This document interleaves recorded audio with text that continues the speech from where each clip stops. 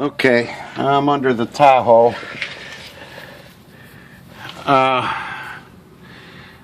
Not seeing any appreciable play at the front of the drive shaft, but when I get to the back by the rear end, I'm getting play where it goes into the differential. Let's see if I can highlight it.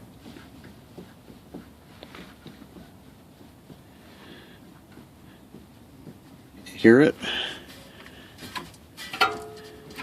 As I rotate it,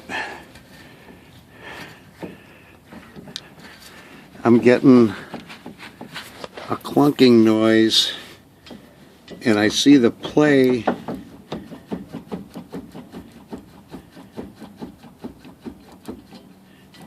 here, but I see this collar, which is apparently part of the differential, that's moving. I don't know if that's normal. It doesn't seem right to me.